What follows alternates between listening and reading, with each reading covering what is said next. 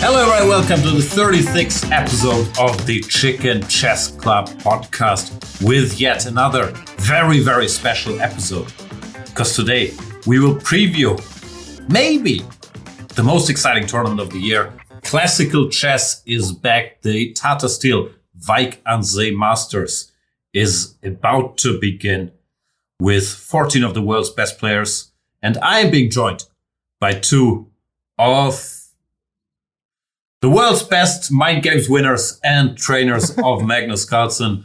Laurent Fressinet is here, joining us from Paris, France. Laurent, how are you today? I'm good, Jan. Thank you. Well, not much. I know that the next question is about my week. I didn't do much after since the start of the year, so not much to talk about. But really looking forward to this Wimbledon of chess, as we call it, some classical chess. Well, always very interesting. Very nice field with a mix of experience and youth. I think we'll talk about that later. But Magnus is almost the oldest. I think Levon Aronian is saving the day for him. But that tells a lot about the interesting field. As always, they put a very interesting field, so it will be very interesting to follow. Great answer to my "How are you today?" question. Yeah. Peter, what do you think about the field in Wijk aan Zee? Peter R. Nielsen is here. We're jumping to that already. No. No, I was hoping you'd answer "How are you today?" That didn't work. I'm not that sharp. It's I'm generally fine. It's a bit late here. Kids put to bed and such, but I'm generally okay. At least things are improving. I mean, here in Lithuania, it was very cold over the weekend. It went to minus 15, and I think basically at some point I went for a walk without paying attention to it, and it took me days to basically recover and feel better. So for me, Wijk aan Zee is going to be like a tropical paradise. I think I checked, and that was at that point a 25-degree difference between Lithuania and Wijk. So it's only 10 degrees? Wijk is only 10 degrees. I'm sorry, it's not Thailand, but for me it is to some extent. And then I think, well, of course, golf season is a bit over, but I'm working on it on a theoretical level. I found some great golf book, and I feel that I understand the game better from a positional perspective. So I'm imagining a lot of golf stroke and thinking about it theoretically like I do with chess. So that's also progress, and maybe it's regression. I cannot say fully. So it's kind of correspondence golf. No, it's more thinking about, I was doing this wrong, but you read some book that explains it very well based on statistics. And, generally I was just doing everything wrong. So now I haven't played one shot, but I think I've become a better player. That's probably wrong, but it's an interesting process. And then breaking news, I have won a correspondence game. So, I mean... And also, dear listeners, you have to take a shot if in the drinking game you had. Peter mentions that he thinks about chess all the time while he tells us what he's really doing. Really? So did you win against the guy without computer? That happens in every I was trying to that. I thought actually I'll flick it in later, but maybe my subconscious... No, it's in there. Yeah. Okay, good. Well, then, that's great. Great that Magnus can hear that if possible. But no, I think actually I beat some guy that is using computer some of the time. I'm a bit puzzled because there is another guy which I think doesn't use computer, which I'm winning against in 2 games. But this guy has actually beaten the one... I played with. So this is there is something that doesn't add up to me in sense of who uses computer and who doesn't. But I thought generally I was doing well in the tournament, but I think I'm inexperienced because in some of the games with black, I have just been trying to force a draw. That's, of course, a huge blunder if you're playing someone who doesn't use computer or is not using it very well. Yeah. I think some of the experienced players, I think in the beginning, they try to play very slowly to get a grasp. Which kind of opponent do I have? Well, I just tried to play the best chess moves, which is obviously a mistake. So this idea of me winning the event and qualifying to the next event and winning that and getting my name in the virtual 9 Chess 60 Correspondence Hall of Fame, I think this dream is not going too well. But one game I have won at least. Do you regret your question?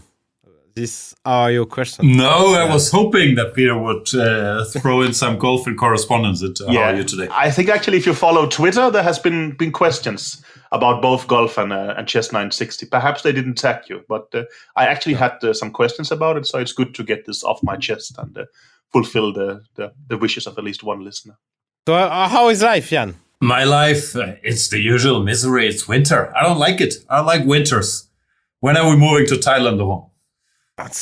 Soon we should do that. No, really. I mean, we need to wait for the kids to be fully grown up. And then we can go. Maybe. It take a while. But actually about your life, Jan, I have some kind of privacy-based question. Suddenly I got an email from some guy. He said he was in Hamburg, and he could see that you were doing online commentary right now. So for him, it was like interesting, this idea that you were sitting in some basement in Hamburg doing commentary. And he asked which part of Hamburg. And I quickly said, I don't know. I mean, I cannot just give out your private address to It's a big, it's the main street of Hamburg with lot of lights, lot of night parties. I know the place. Jorden knows the place even better. I would say, Jorden, if you are listening. No, I have been there. I just don't know the address. I don't think Jordan's ever been here. Yeah. No, I meant to this famous street in. You mean the Reeperbahn? Yeah, that's not where I live. And to answer the question, no, Peter, please don't give out my address to random strangers in the internet that want to come visit my basement. I guess correctly then. That's good. Excellent. I understand that must have been tough. So what's the weather in Hamburg? What's the temperature? I mean, it's not too bad. It's the same weather as always. It's, I don't know, 5, 6, 7 degrees and rain. Like it doesn't matter what time of the year it is. Yeah, it's raining. Yeah, it's raining all the time. Yeah. No, in Paris it's better actually. I'm still happy to sit in Paris when I'm listening to you guys. Yeah. Do you ever go outside? Like, or why does it make a difference where you're sitting? Yeah, I go sometimes outside. Yeah. Okay, never mind then. This is, of course, the big Wijk aan Zee preview episode. Classical chess is back. And we have Magnus Carlsen. Not sure if he's a fan of classical chess, but he's a fan of Wijk aan Zee. Won it 8 times. He's playing. Ding Liren is playing. Fabiano Caruana is playing. Anish Giri. Wesley So. Now I made it halfway. I might as well mention them all. Rapport. Levon Aronian. Gukesh. Erigaisi. Maghsoodloo. Abdusattorov. Keymer. Praggnanandhaa. And Jorden van Foreest. That is the field. And what we will do today is we will, as usual, objectively, without any biases, without any preferences, without any hairy debates, rank all the players in the 4 obvious categories: current form, opening preparation, chances to win, and hair. So I think to keep it exciting until the end for our dear listeners, we start at the very bottom. Before we do that, any thoughts you guys have on Wijk? How often have you been there? I think I've been 3 times. The Wijk is dark and full of terrors. It's not going to lighten up my winter. I cannot say it fully. My guess would be around 10 for me. I played it once, and then with Wishy quite some times, and then with Magnus more than half the times in the years I've been working for him. So my guess would be around 10, probably rather less than more, but in that ballpark. So I guess it comes to that I have spent around half a year of my life in Wijk. So I went there 3 times, but I visited a couple of times for the weekend. That's suspicious. One night in Amsterdam, and then you just visit the tournament, and you go back. I mean, it's very close from Paris. So. I mean, it was we had a good time. Actually, nice. I was forgetting. I have been there once for non-chess reasons. I forgot. Really? Non-chess reason is too strong, but I think at some point Magnus had 2 tournaments. It was part of this, maybe it was the Grand Chess Tour at the time, I forgot what it was, but I think we were watching also the European Football Championship in France, and I think there was like 2-3 days between the tournaments, and we could everybody went from one venue to the other and waited there for 2 days, and Magnus got this idea, why don't go to Wijk and see it in summer? Because, I mean, all the time we have spent in Wijk is actually in January. So we went there and had one stayed at Sidun for one night in June or July. I don't remember exactly. So I've actually spent a summer day in Wijk. I think that's more than what you guys can say, right? You have just been there in January. Yeah, and how was that? It was quite nice. Actually, on the summer, you would see they have these very broad beaches, right? And there they put up a lot of wooden houses. So basically the beach is full of wooden houses where basically you can rent sort of summer apartment on the beach and basically lived there. And this was it was rather cool. I mean, again, we are chess players, so it's not like we go crazy and do something different than our routines. But it was nice seeing it there, and there was a lot of people compared to normal, obviously. But still, the Italian restaurant, the hotel, we did the usual stuff. For context, Wijk is a sleepy town. It's true. 30 kilometers away from Amsterdam, more or less. Maybe it's 50, I don't know. Yeah. At the beach, at the North Sea. And it feels like many decades, the chess world has met there to play the first important event of the year. And this year is no different. Felt like when I was preparing, it felt like nobody's played any classical chess, at least for a couple months. At least there were no big tournaments. So I'm excited as a fan of classical chess to have this back.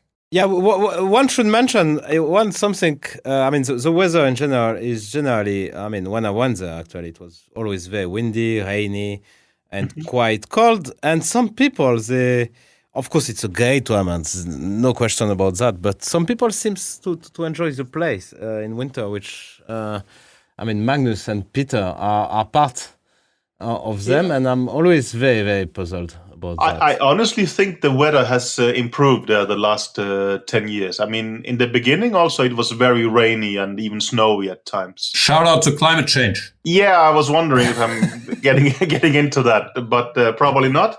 But also about Wijk, one should understand it's a seaside resort, so there's a lot of people in the summer. Then it completely shuts down, but then it opens up again for these 2 weeks, right? I think these restaurants... And you have only chess players. I guess the tournaments, because we should mention that there is A group and B group. And it used to be, actually, before the pandemic, it used to be a lot of, close tournaments. In general, you have 10 guys. They play each other. There is group 1, group 2, and there is like hundreds of players playing all the week. And it's crowded. The city is crowded with, it's not a city, it's a village. And it will be again. They're doing this for the first time again, I think, after COVID. So this is, this is nice. Basically maybe the only place in the world where you have a chance to play a tournament and sit in principle in the same room as the world champion, right? So, exactly. You cannot, there is, the top groups is guarded off, but everybody is sitting in a big sports hall playing this tournament. And this is it's quite nice, I think. You can sit in the same restaurant. They always go to the Italian, so check that out. There's only one Italian in town. You'll find it.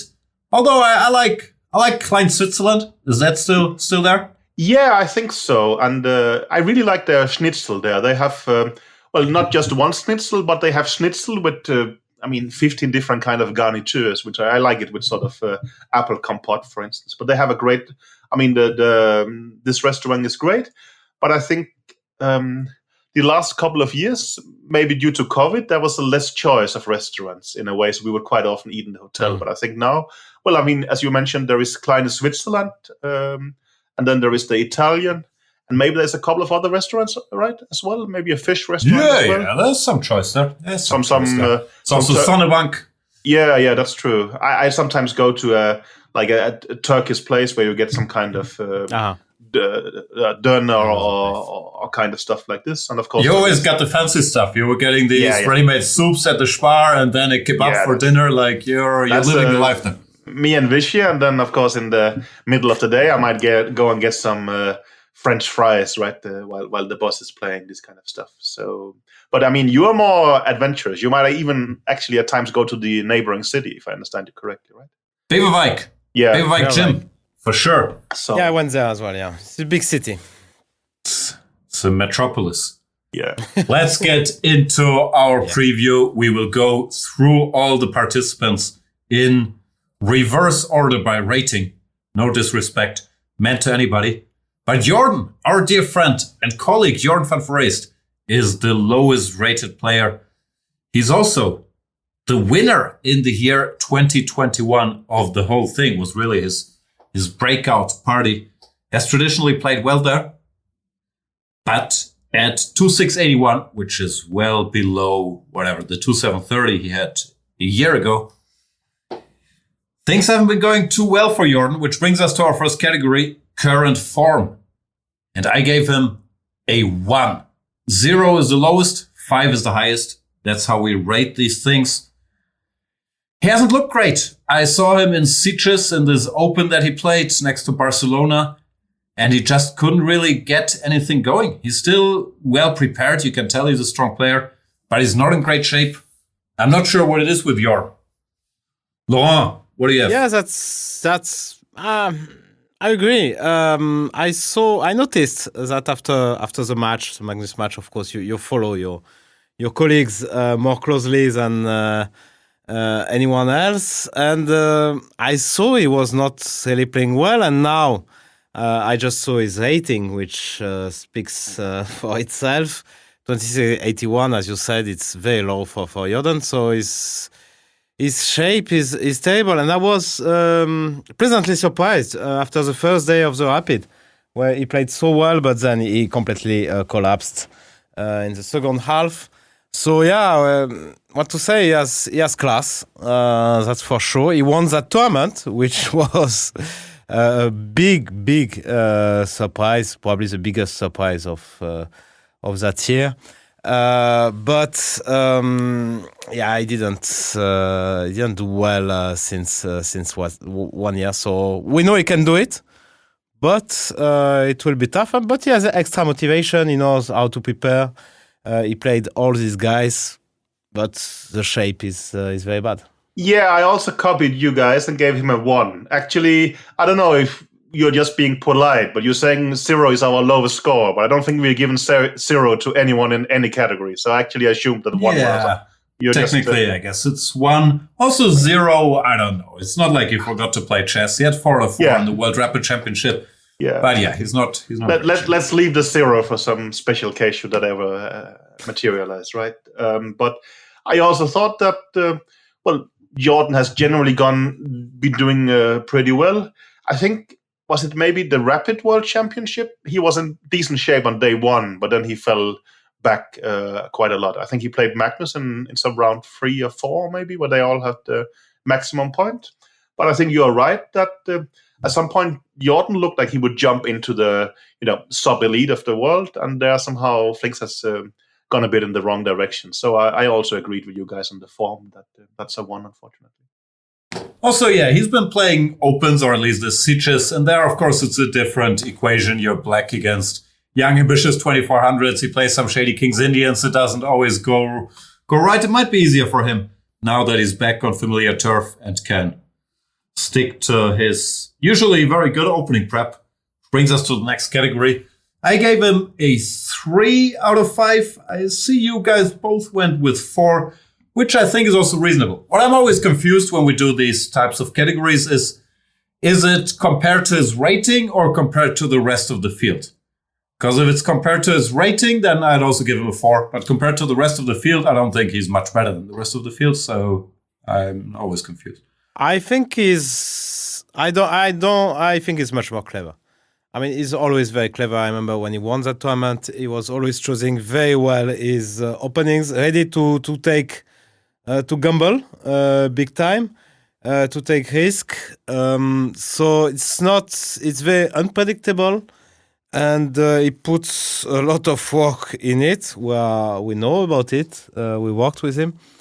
So I like very much. I like very much his way to prepare for the games and his opening choices, which sometimes are, of course, it cannot work all the time. But I saw many times where he was gambling, and so what I mean by gambling is that he's playing a line which he knows is not maybe the best line, but he's hoping to surprise his opponent. And it's what he generally does, in my opinion. Yeah, I mean, well, I thought that 3 is sort of average, and I think Jorden is above average in the opening phase, so I gave him a 4.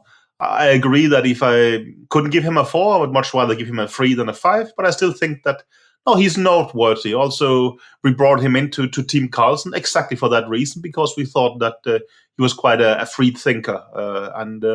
Well, maybe you have corrected your views because you worked with Jorden, but I don't think so. I think he's interesting. He's different. I mean, he has very peculiar prep, and it's very interesting. And if he's in good shape, it really helps him having this prep. If he has in bad shape, of course, it can hurt him in a way. So, I mean, it also depends. I mean, I think, well, the mark we are giving him has to be objective. I mean, also when we are talking about chances to win, I assume we talk about objective, not towards rating. But I mean, Jordan's prep is perhaps more practical than it's correct. But I think, well, practical matters a lot. So that's why I gave him a 4. But I agree with all these things. Yeah. Like, if I have to argue why it's lower, I would say that compared to the top theoreticians, he's not as broad in his knowledge. Like, he jumps a lot and he will have small ideas here and there. And it's a bit hard for me to say if he was running well with a lot of these ideas hitting when he won in Wijk, or if it's just so many and he's so good at guessing. It's a bit hard to say, but of course, he's a very clever guy and prepares in a very interesting way. Fully agree there. My hunch after the tournament is that he will play something. We will think, okay, this was actually cool and unexpected in some way. But let's see, we might jinx it. But I don't think we disagree a lot. Chances to win. We all gave him a 1. He did win once. I'm not sure if this is our stupid roulette thinking. He already hit black once, so it's not gonna be there again.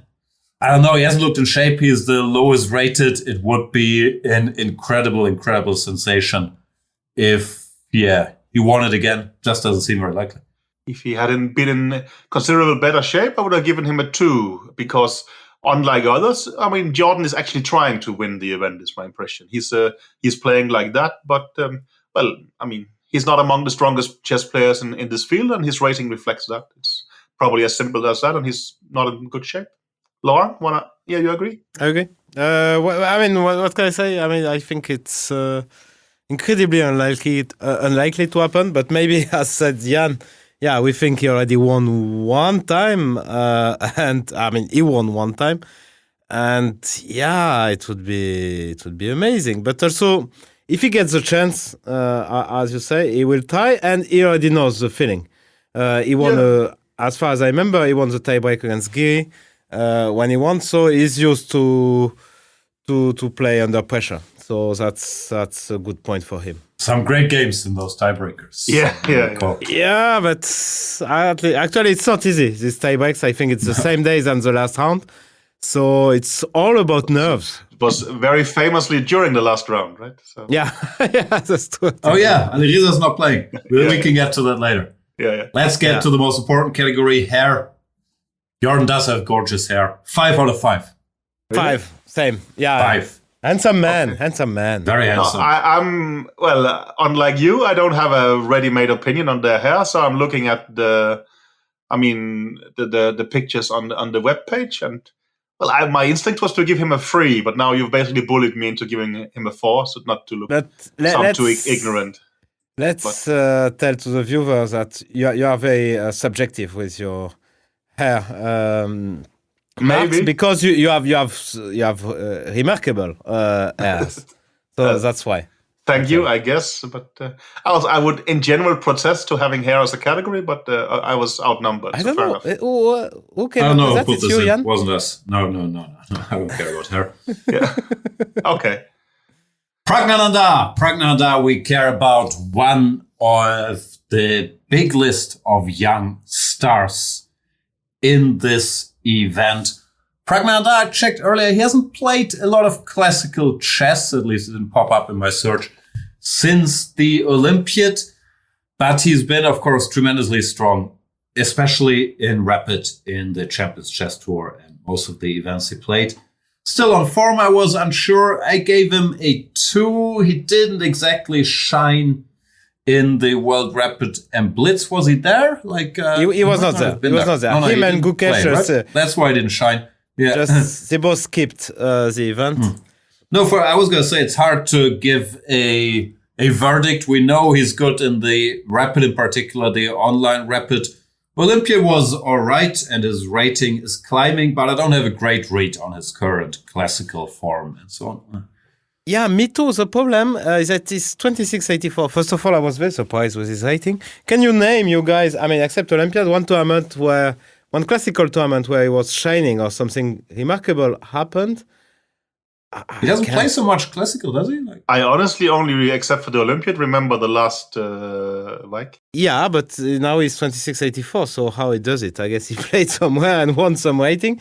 So in a way, he's not, Gukesh, you remember, Keymer also, I remember clearly. I can talk about his first board Olympiad performance, which I was very impressed. So I'm waiting. Of course, in Rapid and Blitz, this online stuff he did amazingly well, but I still need to be impressed by something. I mean, to be impressed. I mean, on a 2700 level plus performance with this boy. So it will be for me very interesting to watch, because he's probably the guy I know the least about all these guys, and I saw very little games to be honest. Can't wait for your Maghsoodloo insights coming up later. But yeah, I agree, especially in classical. Opening prep, I gave him a 3, mainly because I could see in the Champions Chess Tour during the commentary that he keeps getting broader. He adjusts from game to game. I think he keeps getting smarter. I'm sure he has some good help there as well. So yeah, I think he's well prepared, but of course he's not a killer on whatever a Caruana level yet. So I thought a 3 was fine, but I'm not sure there either because we haven't seen so much. Yeah, no, I think I also gave him a 2 in form, just to finish off that subject. I mean, I was very impressed with him maybe half a year or a year back in these rapid events, but I thought maybe we just got used to him being good because he impressed a little bit less. I mean, well, I remember some events. Maybe was it in May he was playing the finals, right, with Ding, perhaps, if I recall correctly. And somehow it seems that his shape has gone off a bit in that sense. So that's why I agree with you guys and gave him a 2. And I think with openings, I also agreed with Jan here and gave him a 3 because while he doesn't necessarily shine, he seemed robust enough to actually manage these events, even playing with Magnus or Giri or something like this, who could put him under pressure in the opening. So I think he managed to hold his ground against very strong player, and that's why I gave him a 3. But I can see that Laurent is disagreeing both. I gave him a 2. Okay. He's a player I know the least, and when I watch his games live on the Champion Chess Tour or some other rapid, it's not what impressed me. What impressed me is his ability to play in the last seconds. That was amazing. But his opening prep was okay. He's playing the semi-tarrasch. He knows. I remember some semi-tarrasch. He just copy pasting the main lines. I mean, I was not. I saw one game and I thought, so okay, played the first computer moves. Yeah. Sick. No, but I mean, this is new or this is good stuff. I mean, check out Laurent's Bundesliga games. It's just novelties coming left, right, and center. And someone is complaining about that. Yeah. Move 18, move 21, draw. Complain. Yeah. Okay. There's something to watch out there. No, yeah, I think we more or less agree. It's very stable. Yeah. I mean, we'll see where it goes, but it didn't strike me as a weakness. Chances to win? Yeah. Sorry, we all gave him a 1. I guess it's similar. He's 2684. It would be a giant sensation if you want. For sure. I mean, no doubt. 1. Yeah. I think he's dreaming of having a good result. I don't think he's particularly dreaming of winning the event. No, I would say that it's more, let's say, for Praggnanandhaa, I would say 0.2, and for Jorden, it's 0.3. Because it's the same. But I would rate Jorden higher than Praggnanandhaa, but I mean, it's not possible here. We cannot give 0 to Praggnanandhaa because it's not impossible. Anyone can win here. I mean, it's possible. Okay. Of course, unlikely, but possible. Mm-hmm. Next, the German Vincent Keymer. No, we didn't rate the hair. The hair. Sorry. I got a 3. Yeah, you gave us 3. I gave a 2. Actually, I gave a 2. I didn't want to insult anyone for a change. And when it's normal, classical haircut and so on, I give a 2 to everyone. When it's something so when special, they look like you, it's a 2. For me, it's a 2. For you, Jan, it's a 1 5. because you. Wow.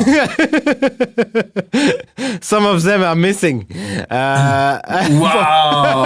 I know how sensitive you are about your hair, so I'm not gonna fire back, but Glasshouse. I have some white hair, so yeah. But at least I have them. And Peter has so many hairs. I would give a 4 to Peter because it would be a 5 if he would take care of them, but he doesn't. Not gonna happen. So. Yeah, No. so I would give a 4 to Peter, 1 to you, and 2 to me. Wow. I think it's very objective. 1? 1 is a bit low. I have a lot of hair for a man my age. It's ridiculous. Yeah, okay.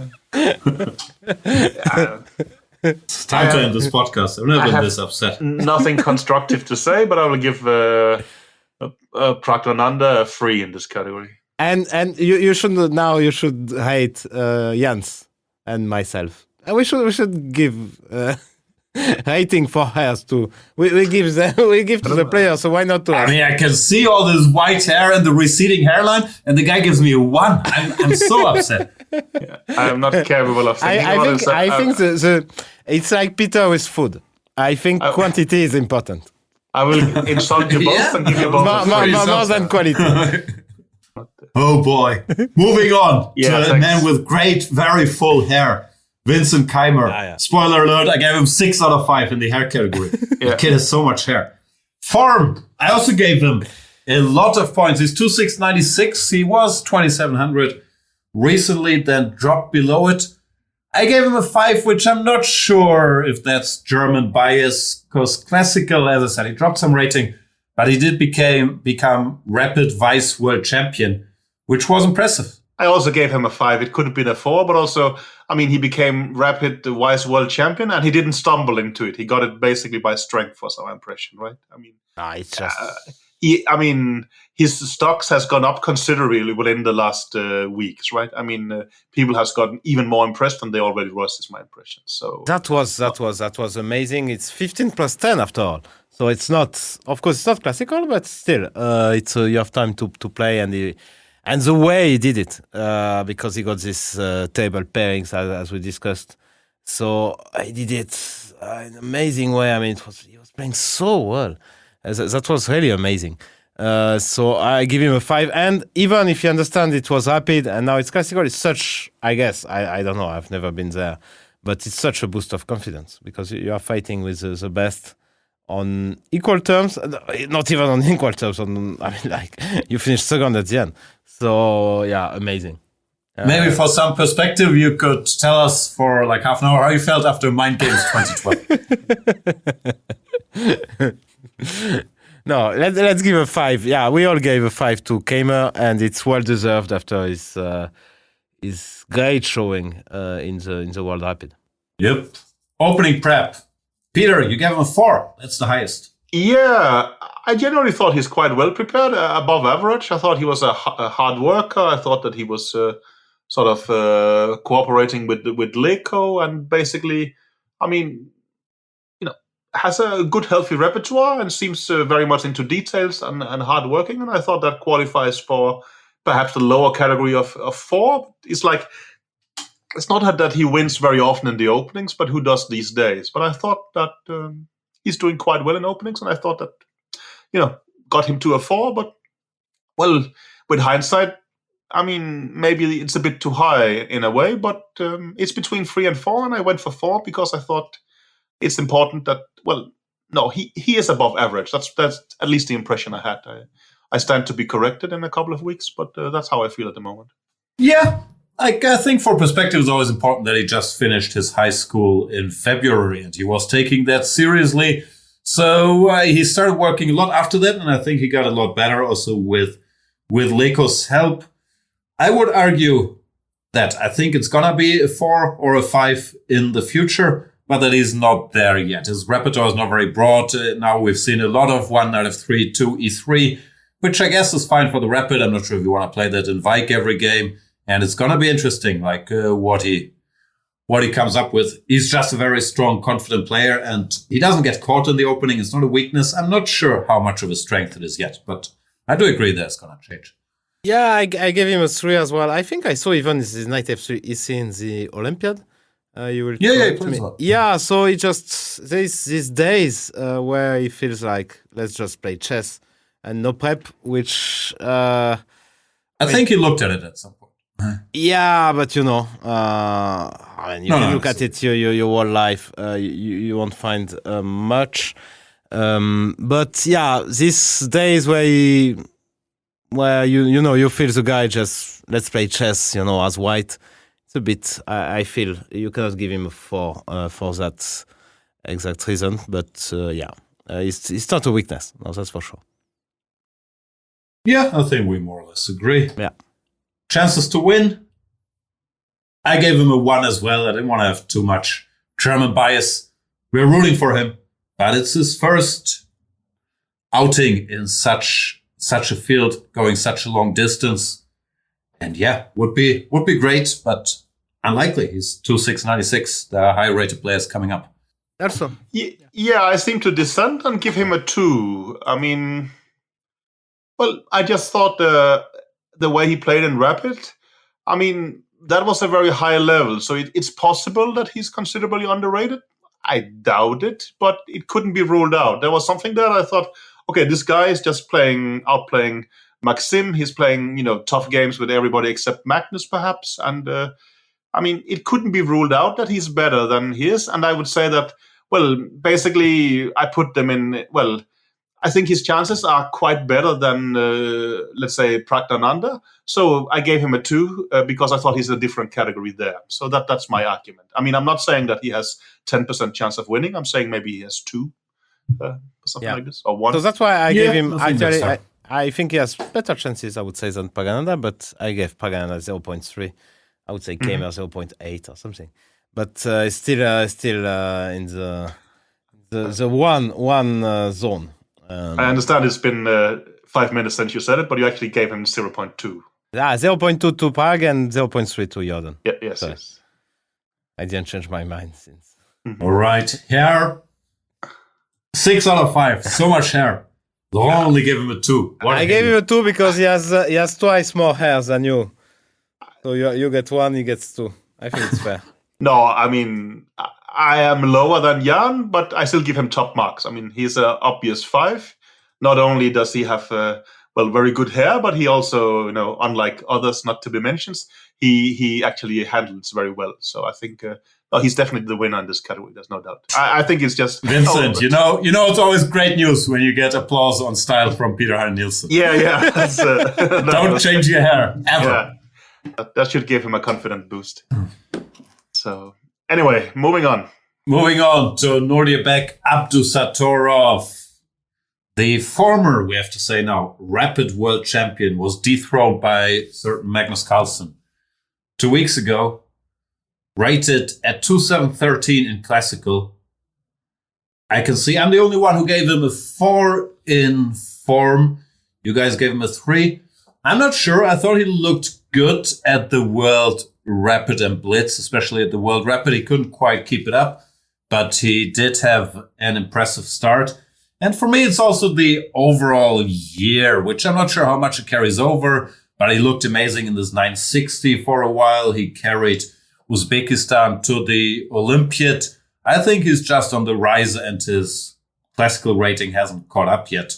So, yeah, I thought a 4 was. You always make convincing points, and you even, I think, forgot to mention that he won the Kashimov Memorial, right? Just before, very convincingly. Also, yeah. And I mean, had we just stopped after day 1 of Rapid, I would be in between 4 or 5 in form. But then there was a considerable drop. But pushing him down to 3, like average, is probably a bit much based on 4 days. Who knows what has happened there? But I mean, no, you're right. I also forgot about Fischer, sort of the Fischer random and things like this.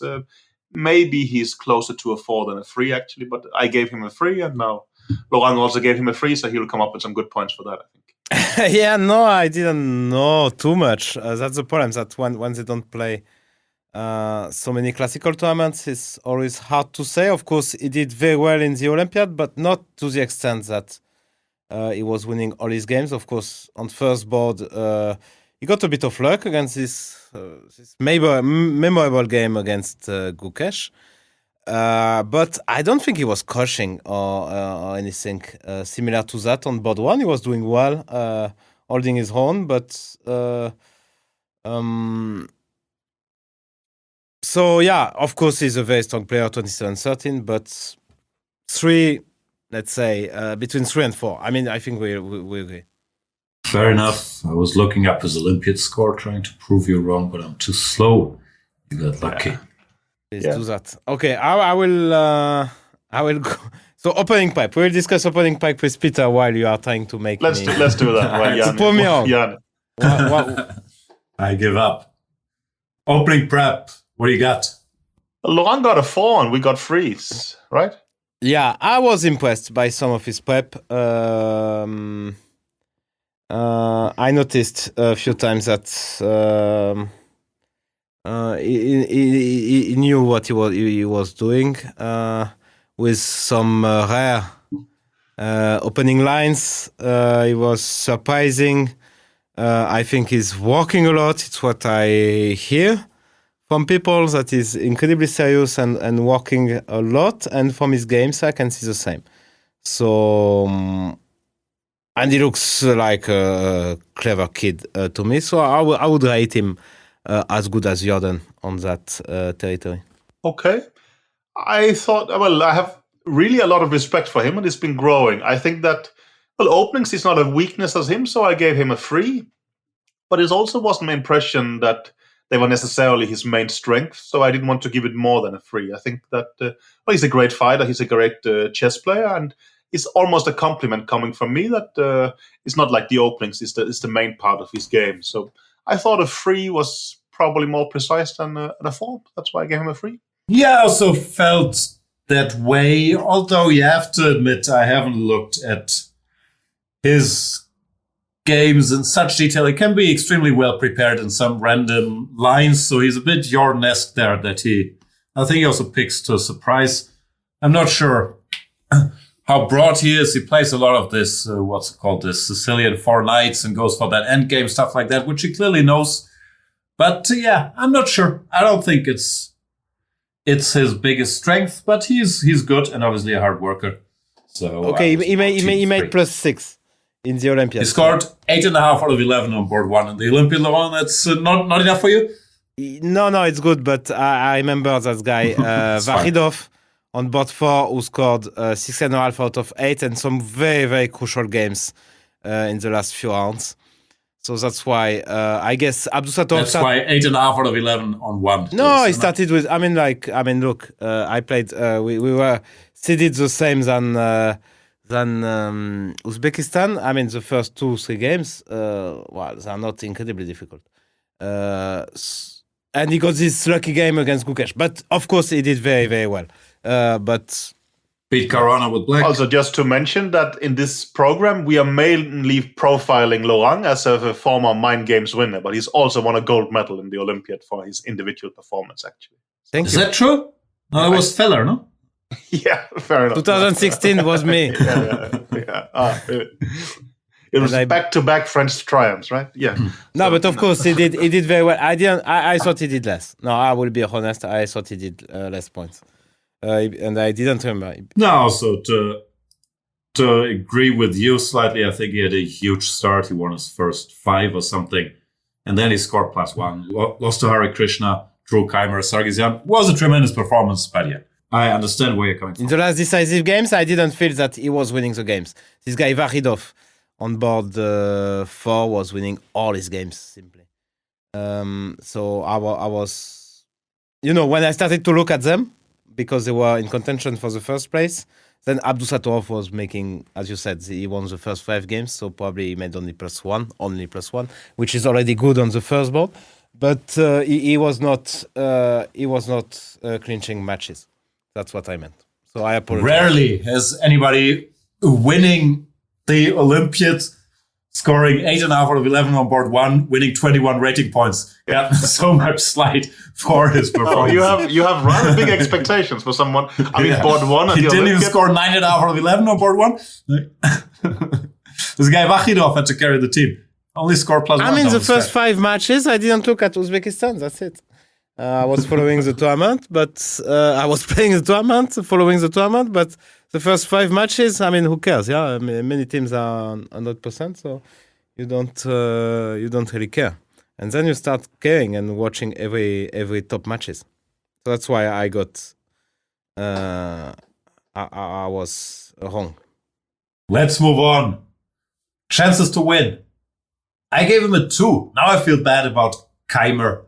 I feel Keymer's chances are as good. I just didn't want to be called a homer. But he's been winning a lot.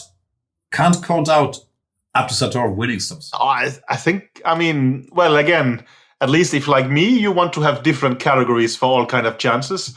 I mean, there is some that you think has considerably lower chances than Abdusattorov, right? Yeah, that's why I gave him a 2, I guess. But now that we're coming from Keymer, to me, they're very, very similar there. But Abdusattorov has one more, I guess. One can. Same reason I gave him a 1, because I don't feel it deserves yet a 2. So same areas than Keymer. I would agree on that. Yeah, again, I gave him a 2. I'm not sure. I mean, he could actually be very, very strong. I mean, he will be at some point like Keymer, but there is some signs that he's just incredibly strong already. Yeah, and these guys, they're still incredibly young, but they're also not exactly kids. They're born in 2004. They're turning 19, or I think Keymer just turned 18, so it's going to be a while. But it's not unheard of that they start getting there. Abdusattorov's hair, stylish haircut, looks fine to me. 3 stars. 2. Nothing special. Not a disaster. Strangely, I agree with Laurent here. I mean, well, you know how I put my hair with absolutely no attention. I mean, this hair. I mean, if you look at the haircut, he's on the Tata Steel website. It's too much. It's obviously, well, tried to be put very nicely, and I don't like that. But your only hair criteria is the longer the better, no? Like the longer hair. More or less, or not necessarily longer, but volume in an extent. Yeah, you're right about that. All right. You're fucking about the volume. I'm so sorry. Jan, this is, You guys make it sound like I'm bold. Fortunately, I'm so famous. People know what I look like. This really looks like... Laurent gives you a 1 based on volume is just wrong. I mean, you're definitely a solid 2 there, right? I mean, it's no. Who? This is who is a solid 2? well, Jan. I mean, yeah. Jan? Wow, I didn't know body shaming was back, but I'm all game, guys. Yeah. Like, That's so funny. We'll add some different categories next time. Yeah. Maghsoodloo, Parham, late entry replacing Duda, who we heard had a bit of an illness, maybe played a bit too much chess. Hopefully he'll get well soon. You know more than us then. I just thought personal reasons. But... I don't know. Like, It was written but personal reasons. I hope he's going to be fine. Yeah. Shout out to JK Duda. Such an amazing player, by the way. I mean, he was. I mean, I was having so much fun watching at these games again in the World Rapid and Blitz. We should have I mean, this guy is just amazing. I mean, he's spending so much energy and always trying to find a chance, always trying to win. Amazing to watch. That's why he needs a break. Spent too much energy. Yeah.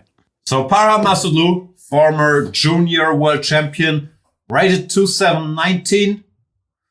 Current form, we all gave him a 2.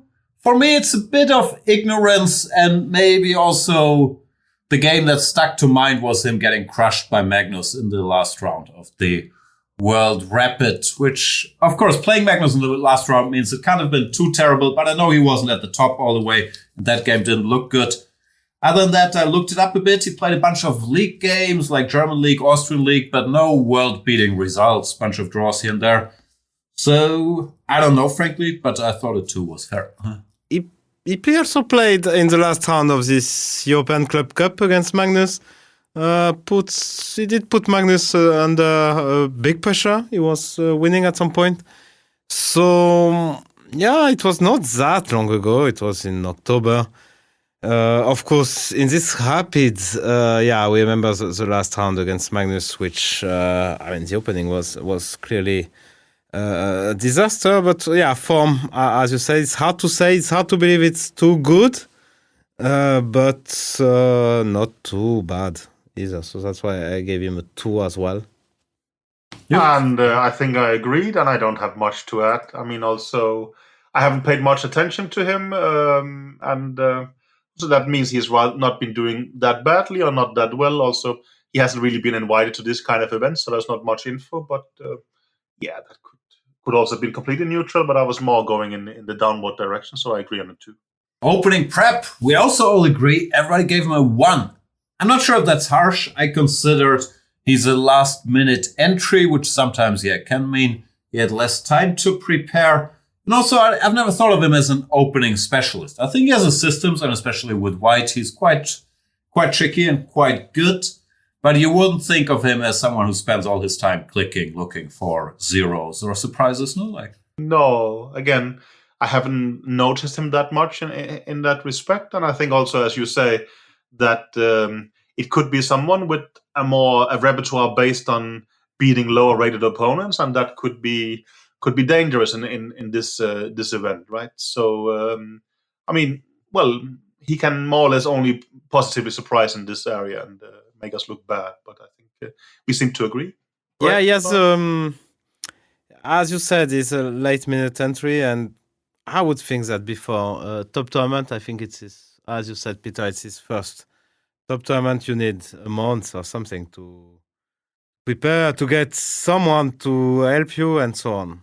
I don't know. I also thought that, let's say you win the B group of Wijk, then you have 1 year to go and worry that you have to play the World Elite. Now he gets 2 weeks. Maybe, it's more fitting in a way. I mean, you can become completely paranoid if you have to wait for this for so long time. I don't know. But, we'll see. But of course, you're right. He's not going to come with a 1-month camp ready for this. That sounds likely, at least. Not like Maxime, who had a year to prepare the night off between candidates. Yeah,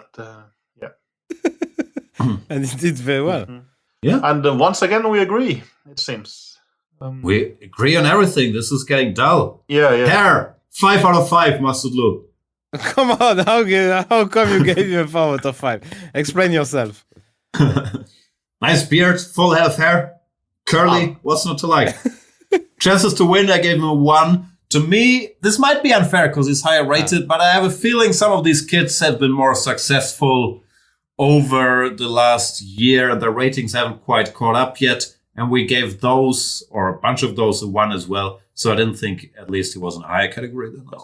If he wins the event, it's going to be minimum as surprising as when Jordan won it, right? It's some of those that you expect in the lower half that suddenly wins. I mean, we are talking about that kind of upset. If, let's say, Keymer or Abdusattorov wins, it's still a sensation, but not to the same degree. So that's why I gave it a 1.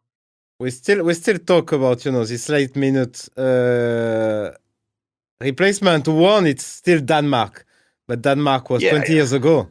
So that doesn't happen. So actually 31 years ago, but sure. 31. 92, 92, Levon. Yeah. It's not 20 years ago. No.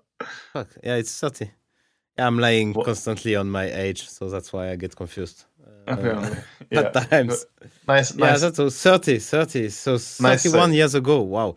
Yeah, so it doesn't happen actually, and you need to prepare more for such event. Even, I mean, I understand your point that you can be worried for long, but I think it helps simply to get in the mindset that you will play the strongest player in the world. But yeah, we all agree. Yep. Let's move on. Yeah. 5 stars. Yeah, I'm close to 5 stars. Maybe only 4, but that Laurent can give him a 2 is just, I don't get it at all. I mean, it's obvious. But give me a picture. I think it was nothing special. It's obviously way above average. I mean, nice curls and, no. And as Jan pointed out, also a cool beard. I mean, it's much closer to a 5 than a 3. So it's a big 4 for me. I think you are mocking me. No, I'm not. That's... I simply don't get your parameters in this area. I keep my 2. Sorry, Parham. I like you, but it's still a 2.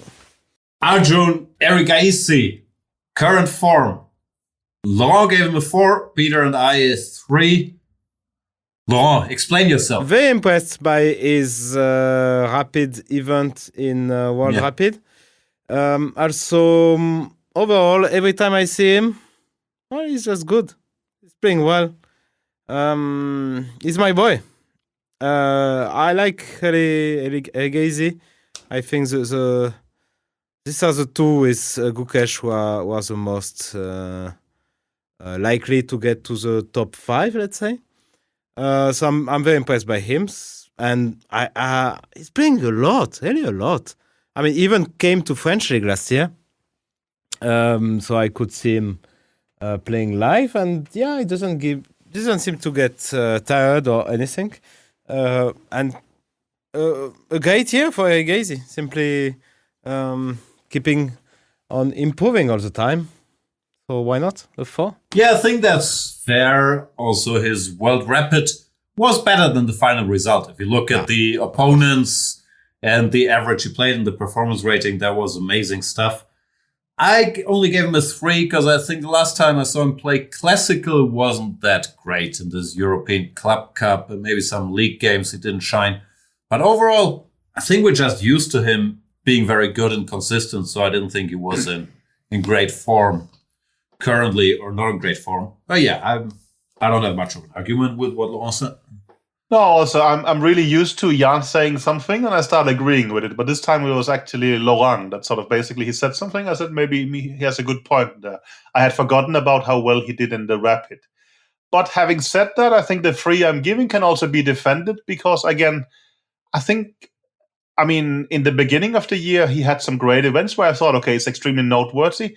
And then I thought it calmed a bit down again. Maybe the same feeling as I had with Praggnanandhaa, that somehow it's not like he has done particularly badly, but just you had this feeling, wow, this is great. And now sort of it normalized a bit, maybe regression to the mean, as you call it. And for that reason, I ended up at a 3. Yeah. Agreed. Also, we're just used to these guys being good now, so we can no longer call it form. It's just class. No, exactly. Yeah, exactly. Yeah. He's gotten us used to that. We start expecting things, and then, keeping the same level perhaps means that you just get an average mark. Opening prep? Opening prep. His prep is good.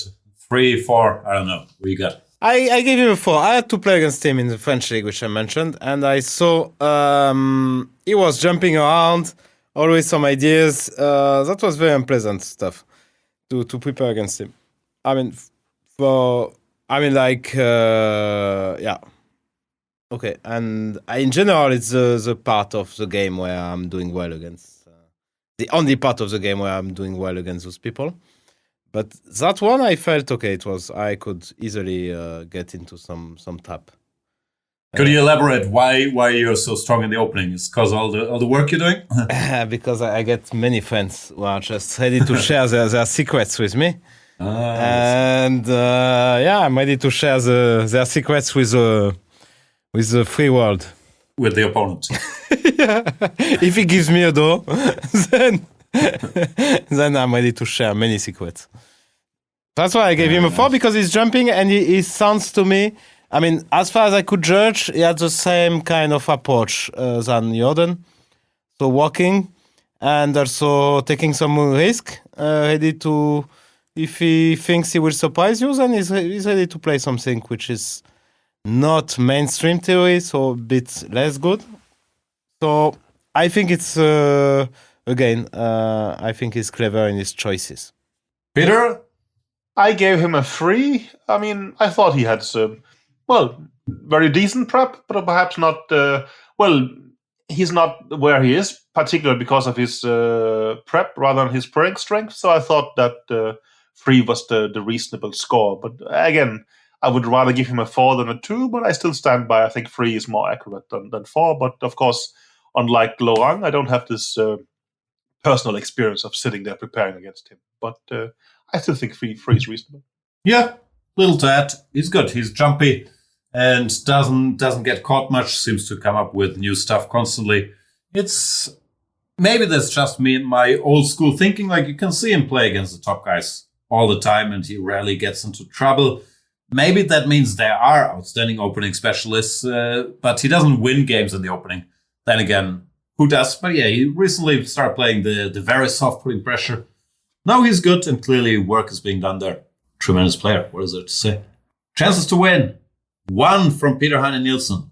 Yeah, I mean, looking at his rating, perhaps that's a bit low, but I genuinely just thought I've been more impressed with him in Rapid than in Classical to some extent. And I would be very surprised if he won, but I don't know. I rate his chances lower than Keymer and Abdusattorov, for instance, but probably a bit higher than Jorden and Praggnanandhaa, but still perhaps closer to those than the others. So I gave him a 1, but I understand the reasons for 2. He's sort of in between, but I pushed him down a bit, maybe also to differ from you guys. But I mean, I would still be extremely surprised if he won. Yeah, I agree, but he has also this very aggressive style and opening choices, so it can be a swing, you know. I wouldn't be surprised if we see him in some, let's say, -3, but I wouldn't rule out that he wins the tournament. To win in Wijk, it's a long tournament. Aggressiveness is not enough. You also need some stability, I think. He did win the B group. Was it last year or the last time the B group was held, maybe? He did crush that, right? There he won by a landslide, right? I mean, it was basically, I mean, it became ridiculous. It was obvious that he belonged in the A group, not in the B group, right? I mean, he was just, I think, there was a pretty tense fight for second place in the group, but the first place was just done. I mean, he was just much better. There was no doubt. So. No, I was just asking. Yeah. Because I was going to say it's his first Wijk, and it's tough place getting used to, but it's not his first Wijk. No, also, I mean, as you mentioned, he did poorly in the European Club Cup, so I don't know if I guess there is some jet lag, you know, you have to get used to... He knows the place, but still, that's why I almost didn't give him a 2, because there's a chance that, you know, the food is not good or something. But also, you talk about knowing the place. Don't you think it's more about it's his first top tournament, especially for 13 rounds, and rather than if you know Wijk or not? I think matters less. This is the first time you sit above these guys. I mean, I think you never did. I did in the big group when I played in 2011. I mean, I did half point out of 5 games in the middle of the tournament for no reason. Just I was going to the playing. I mean, it's the only time of my life, adult life, that it happened. So, I mean, Wijk is a very special place. You can go there to a playing hall. You don't know why you are sitting there. The sun is, it's dark at 4 p.m. So basically when you finish your game, it's a very special place. You can win a bunch of games, you know, and you can lose a bunch of games. Wijk is a normal place. I think Paris is a special place. You're simply used to this. You don't. I mean, for me, it was a very special experience. That for the first time of my life, I was going to the playing hall and I was expecting to lose. I was losing. I was going back to the hotel, and I was just waiting for the tournament to end. And no, I agree. Special climate is not that different from Hamburg, let's say, but the small nature and the windiness and it getting dark very early, and then such a long tournament, the pressure, like it takes some getting used to. Going there on your own is a bad idea because it can end up pretty lonely, right? I mean, you know, if you don't have anyone to go for a walk with or play, you know, card games or whatever people. And you think Erigaisi has a second? I'm not sure. I mean, maybe he's coming with someone. He just got a $1.5 million over 3 year sponsorship deal. He can pay a guy. Arjun, if you need some company for the dinner, I can. Give him a call. Okay, and then we got our... All right, we're only an hour 5 minutes in and almost at the halfway mark. This is going great. Yeah. Hair. I gave it 2. He doesn't have that full hair for his age. Yeah, but it's nice. He's doing... it's nice. He's doing stuff with it, so yeah. That's true. I mean, he's taking care of it, so he has a 3. For the first time, I actually agree with Laurent and not Jan about hair, so I'll give him a 3 as well. Okay. There you go. I'll also give him a 3. I feel bad now. Too late. Gukesh. 2725. The youngest participant, if I'm not mistaken. Yeah. Obviously had his breakout performance at the Olympiad where he started with, I keep getting it wrong, 8 out of 8, 8.5 out of 9, something sick on board 1, which I'm not sure if Laurent was impressed with that. probably not, but it wasn't terrible. And form, I struggled a bit with. I still went with a 4. I saw him classically plays a bunch of league games and so on. He's just a player who wins a lot of games. He can lose the occasional game. It's not always super stable, but it looks like the hunger to crush everybody is always there. I don't know. It's once again this debate about class form, but he looked in decent shape from the games I looked at. I also gave him a 4 like Jan, and 4 is still going down. From the Olympiad, he had a 5+ in form, right? So it's normalized a bit, but I still think this Olympiad impression is there. And also, I thought Olympiad is classical, so I added a bit that's probably the most recent classical memory we have of him. So I thought that 4 was reasonable. I gave him a 3 because he didn't play in the World Rapid and Blitz, so it's hard to know the current form. Also, he got destroyed in this Speed Chess Championship. So you will argue it's online, it's Blitz, but it's chess, you know. So you get destroyed at chess. So that could be. And it's not like you lose. If you would lose 12-8 to Magnus, that would be fine. But he lost like 25-6, I don't know, and Magnus disconnected in a couple of games. So that was really a massacre. So I don't know how much. I think this is the last time he played. So I don't know how much it will play a role. But I don't think it's completely innocent. So that's why I gave him a 3. But of course, his year last year was overall splendid. Yeah, I don't know. I feel out of all these young guys, he's maybe, if we have something like a classical specialist, he's the one who really didn't shine as much in Blitz and Rapid, but in classical, he's just been on the rise and consistent. We will see, but yeah, points taken. Opening prep, 4 by Peter Heine. Oh, we're far apart. Yeah, I thought generally Gukesh had good prep. That was the impression I got from the Olympiad, at least. But maybe I was just sort of powered by the result. I thought he was playing interesting stuff and getting good positions and beating people. Maybe this was actually during my election campaign period. Maybe I just didn't notice well enough. But that was the impression I was left with. No, I think actually I checked his games from all these Spanish Opens, and because I didn't understand how it was possible to win so many games, because people, you get black, the guy is trying to make a dough, and always it was clever, moving around. It showed to my understanding a lot of. He was thinking about it, choosing the right way. So it's clear that he knows a lot, because you cannot do that without knowing a lot. So I was very much impressed. Okay, still remain to be seen at the highest level. So let's see. I don't know. So I only gave him a 2 for sort of that reason, although I would disagree. He moves around so much. He doesn't seem that flexible. With black, he plays Pragozhin every game. He plays c5, knight c6 every game, which I guess is fine, and he clearly knows what he's doing.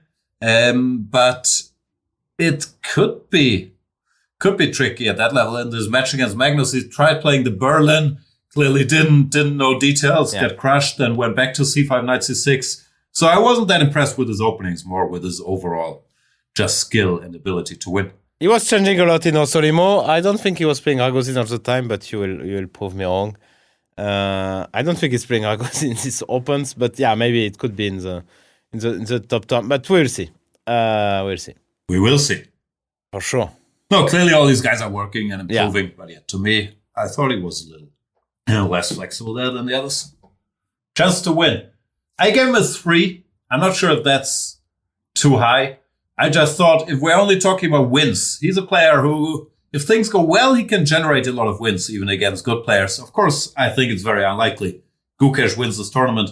But to me, since he's as a more, maximalist style, I thought it was more likely that he wins, not so much that he finishes ahead of, let's say, Erigaisi or Keymer Abdusattorov, but to win outright, I thought he was more likely than the others. That's why I gave him 3. I think it was the same category than Erigaisi. You have very similar ratings. He's younger, so I guess he will be he has more chances to become stronger. But at the moment, I think the chances are very much equal. Yeah, I gave him a 2 as well, but I think sort of my categories is perhaps a bit tilted, so maybe I'm leaning more towards Gusti than Fresh. But basically, I rate him similar, let's say, than Gukesh and Abdusattorov in chances that they are in the outsider categories. It's unlikely, but still they are not about the complete sensation level. So that's why I gave him a 2.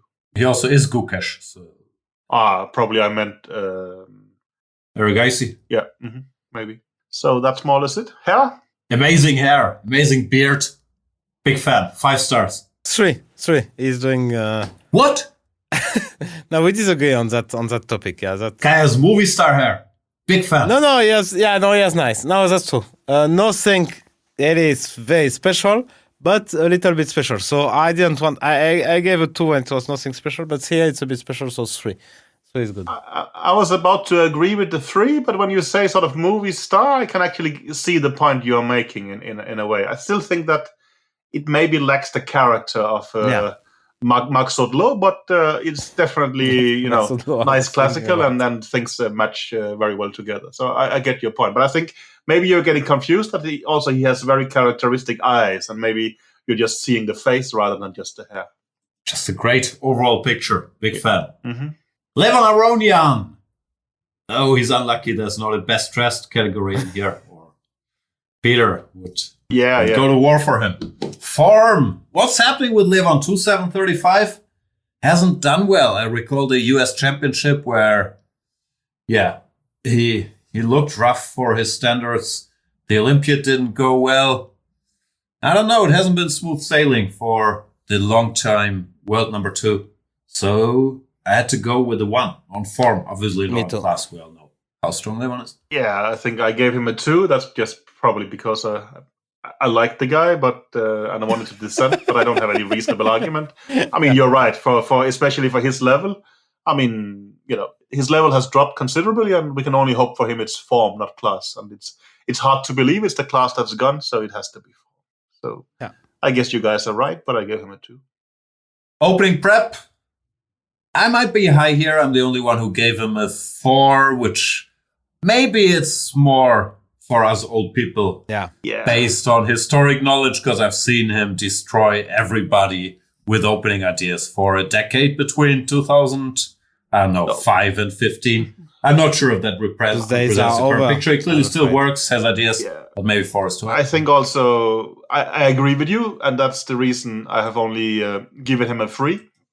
Because I think you were talking about his historical level, and then I would definitely give him a 4 as well, because he's creative and all this kind of stuff and thinks out of the box, has his own ideas. But the current level, I would be skeptical in that sense.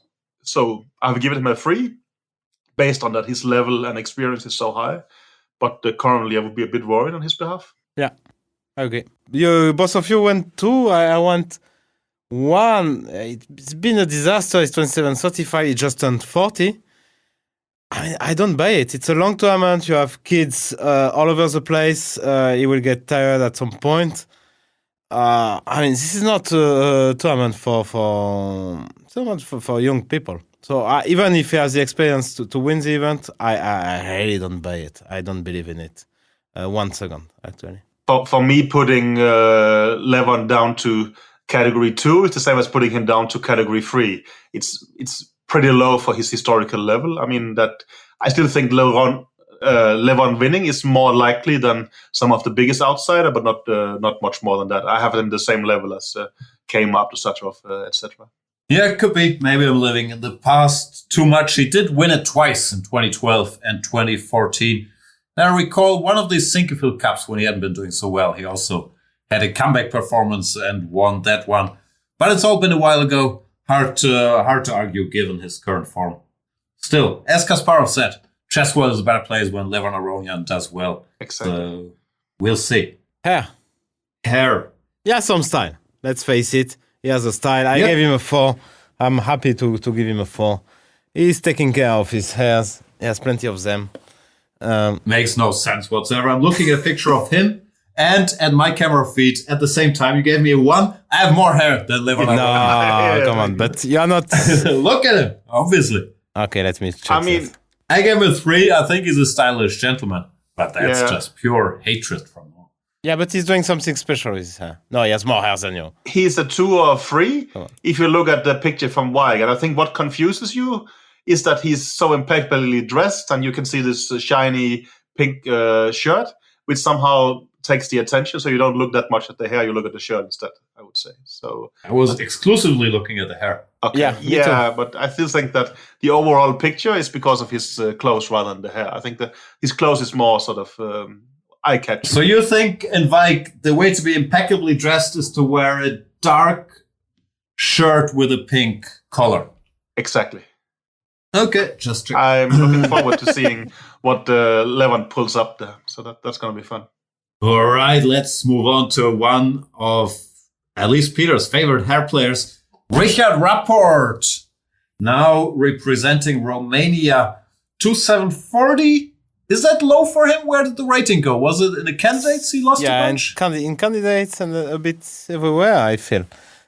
He's playing some leagues, a lot of leagues actually. Yeah. Club Cups. So yeah, 2740 is it's very low actually. I should have. I get my 2 actually on form. Should give him a 1. He was not really shining in this World Rapid and Blitz. Did some appearance in the first tables, but not stable. So yeah, it's been a tough year for Richie boy. He's my boy, but no, 2740 is not where he belongs. Yeah, he changed federations. I guess he also relocated to Romania, so probably a bunch of stuff going on. I also gave him a 2. Yeah, it didn't look terrible, but it wasn't, starting with the candidates, he wasn't shining like we know. Mhm. I agree. I also gave him a 2. He's not completely falling apart, but we're used to him doing better, and then he lands on a 2 for me as well. Opening prep, we're all over the place. Laurent 1, Jan 2, Peter 3. Laurent. I might have been, I still remember the game against Nepo. You're not his second anymore. In the candidates, no, it was already, I mean, the way, that's why I know the way he was working, and, yeah, at least he understands. So he's trying to jump around, but against these guys, it works in the leagues, when the guys don't have time to prepare, you play weaker guys. But we have to remember this opening disaster against Nepo, where just he stopped at some point in a line where it was very likely to appear. I mean, that was so weird. The whole thing was so weird. That against generally the elite players is suffering quite a lot in the openings. So that's why I gave him a 1.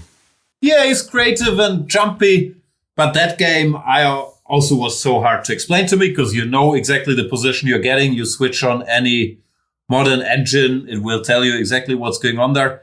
It has an 80% chance to appear on the board. So it also made me question like how he's actually working, if he's just checking stuff over the board or with an old engine. That was confusing, but also everybody can mix up something. It's clearly not his strength, and he's clever about switching it up and playing the offbeat Frenches and e4 knight c6 and so on. But yeah, it's not why he's such a great player as open.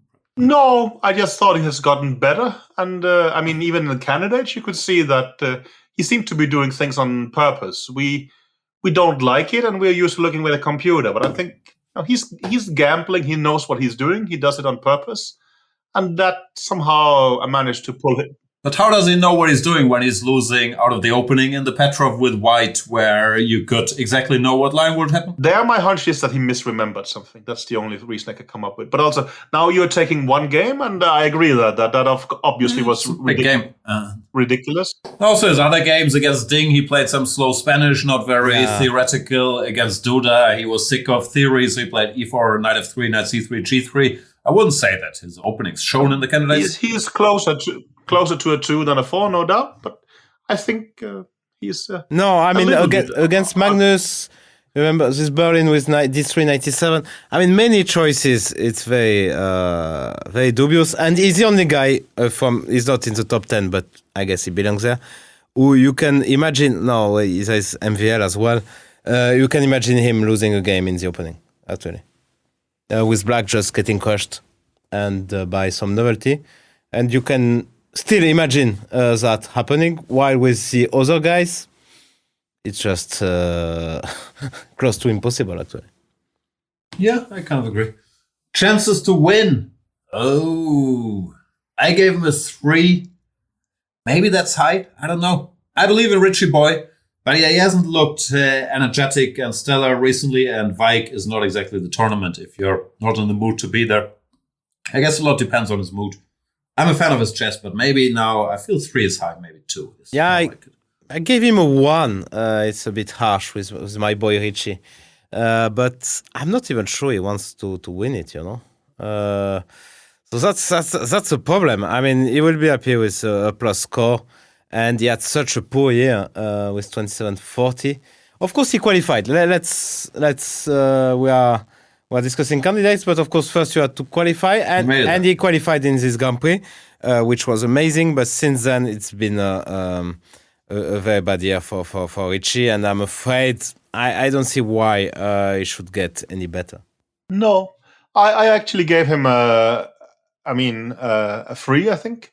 And well, except for Magnus, that's the highest grade I'm gonna give out. So that's quite high for my standards. I mean, he just have some kind of power, and sometimes it works well for him. I think even last year in Wijk, I mean, no, Magnus broke free in the end. Also, Magnus won the last game without playing, but at some point, Rapport was not that far away from him, if I remember correctly. I mean, you know, when things goes well, he qualifies for the candidates, and the guy has actually won something there. I mean, I'm closer to a 2 than a 3 with him, but I think Laurent's 1, that's way too low.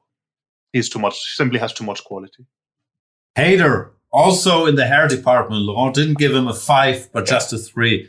Amazing hair. Yeah. Looks like it's good. Kurt Cobain. It's good, but it's not something remarkable. It's good. No. Good. When we spoke about that Keymer was the clear winner, I wanted to add in that, no, Rapport is challenging. I mean, he could also look like some kind of rock guitarist, right? I mean, you know, nice long hair, not very symmetrical, and looks cool. Yeah, but he doesn't do anything special with his hair. Exactly. It's natural beauty. Yeah, okay. Amazing. Yeah. Wesley So, the 2017 winner at 2760. I guess we're now entering the list of top 10 players. I haven't checked actually, but Wesley's always in the top 10. Yeah, let me check. I would think so. Yeah, the form, he didn't play he was one of the players, he was world number 8. So he's one of the players who didn't come to Kazakhstan, but always so solid. Nothing really stands out, right? He didn't have the most stellar year, but he also didn't have anything disastrous. He didn't win the US Championship. Olympiad, he was fine. The team wasn't. In these speed events, sometimes he does well. He won this, whatever it's called, Global Chess, made a lot of money. Sometimes he doesn't do so well. But he's Wesley at this point. No, he's very stable. I think going to a 2 would be way too much, but I also gave him a 3. I mean, with Global Chess, of course, you could, add it up to a 4, but generally he's just Wesley is being Wesley. He's very stable. There's absolutely no new info, rather good or bad, right? So he's a 3. He's a bit low compared to his standard, but still. I think 275 or 2760. It's the same Wesley. Yeah. Opening prep, we also seem to agree. Everybody gave him a 4. I guess it's also the same. It's very high level. He's incredibly hard to catch anywhere. Not that much surprise element. You wouldn't be too surprised if he plays the Petrov and or the Berlin, let's say. But good luck. Crushing him there.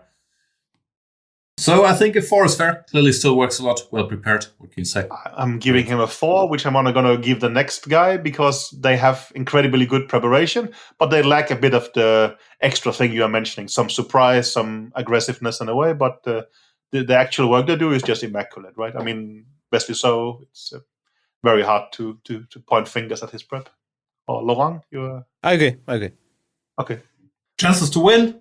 We all agree on everything, Wesley. Maybe except the hair. Yeah, we'll exactly. give him a 3. He doesn't have the style usually to win a lot of games, but we also know that once people start trying to beat him and he catches a bit of speed here and there, He did win a couple of super tournaments in a row, which feels like yesterday, but it's 2017. It's like 6 years ago. Yeah. But he always has a shot in every super tournament. Some young and inexperienced guy in the tournaments is good for Wesley because he's full of experience and he's very wise and he can collect wins. So yeah, he can wait forever, basically. Oh, so you try to beat him, like in his Petrov or whatever. We've seen it in this Hans Niemann game, for example. He doesn't do anything special or change his openings. But if you push him, like he's not gonna forgive. No. Yeah, I think Laurent makes a good point that actually young players might benefit him. Not that he will try to directly exploit their inexperience, but they might come after him, and that could very much play into his wheelhouse, I think. So, I mean, again, I would be surprised with Wesley winning because he doesn't particularly aim at it, but I mean, he might get there. So I gave him a 3 as well, I think. Hair, I gave him a 3. Always rocky, solid haircut. Yeah. Not much to say. Very stable, too. He always looks... Yeah. I think he's one of these guys who just gets a haircut every 2 weeks or something. So he looks similar. Wow. I could be wrong. That's possible. Yeah. You also look very similar to each time I see you. Thank you. Yeah. You don't. There's more white in your hair every time I see it. That's cool. Oh boy, this is gonna be a contemptuous topic. Yeah. So 2, because nothing special, but it's good. I mean, 2 also, there is nothing particularly wrong with it, but it probably lacks a bit of character, and that could be on purpose, but I give him a 2. For Peter, it's always if somebody does anything with their hair, like put product in them or use a comb or something, that lacks character. You can't touch it. Then you get full points. Exactly. Don't touch it, don't cut it. Yeah. Speaking of, can't touch it. Anish Giri, next in line, 2764. The local hero, together with Jorden van Foreest. Current form, wow, 4 points from Peter Nielsen.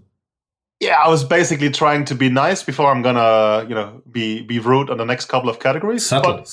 But I thought also, no, actually, he impressed in the World Blitz. I mean, he was very close to getting a medal, but I thought that he actually was very impressive there, right? I mean, okay, I can see Laurent is not happy now, but... I gave him a 3 because he's so stable. I mean, you cannot argue he was in... in Blitz, he's now, since the lockdown period, improved quite a lot because he played a lot online. So you cannot... He didn't make a medal. I mean, that should be a goal for him, actually, to get medals in this World Rapid and Blitz because he became so good at it that if you don't get a medal, then it's not a success. So I gave him a 3 because it's incredibly stable. No bad shape or no good shape, I would say. Yeah, I sort of agree. Like, I think he was fine in the World Rapid and Blitz, but he's well prepared and he seemed to be happy down the stretch in most of the games, picking his spots and if not making draws. And he was good at executing that, but didn't put him in contention for first. He just has a very high level of trap and usual chess. Occasionally he runs into the Dudas or Mamedyarov to crush him in the masterpiece. Other than that, just a stable performance. Nothing stood out. 2764, his classical. It's also fine, but he's usually between 2760 and 2780. So nothing really stands out. Yeah, he's like Wesley. He's just an established entity at this point, more or less. Opening prep. 4 from Peter Heine. Wow, hater. No, apparently. I mean, not giving top marks makes me a hater. I disagree with you. I guess he's in the same categories on Wesley. But with Wesley, if you play one E4, 90% of the time you will get a Berlin. While with Giri, you can go for knight off.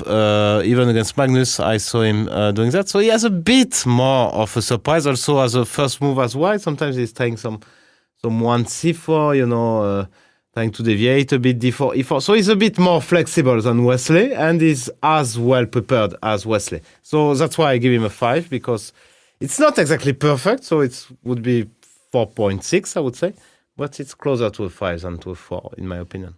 Yeah, the same logic that he's a little more unpredictable than Wesley, maybe similar approach. And for me, it was a bit hard to distinguish. Also, once again, I could be wrong in underestimating all these young guys where I can't really read But to me, Fabi, Magnus, and Anish are still maybe the best prepared players in the world. And there, to distinguish, it's a little tricky. But of course, if you're saying he's the same level as Wesley, it's hardly an insult either. Yeah.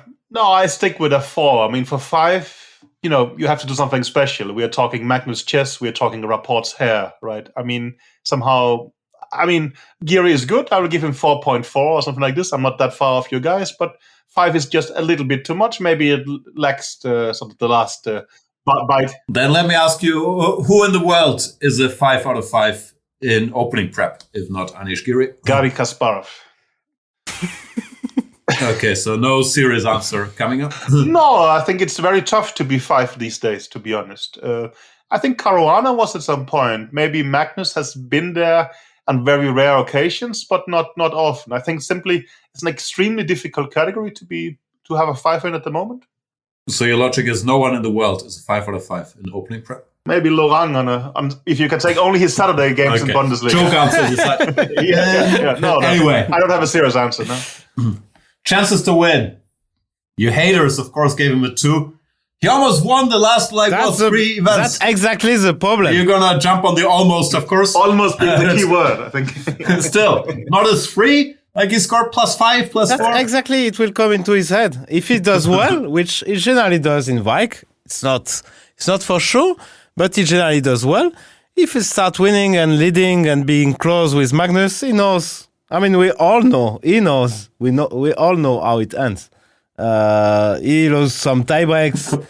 Something happens. I mean, something happens and he doesn't win. And even one time, Magnus was not in the race, and he lost to Jorden this tie break. So now it's in his head. He has no. I mean, for me, 2 is nice. 2 is polite.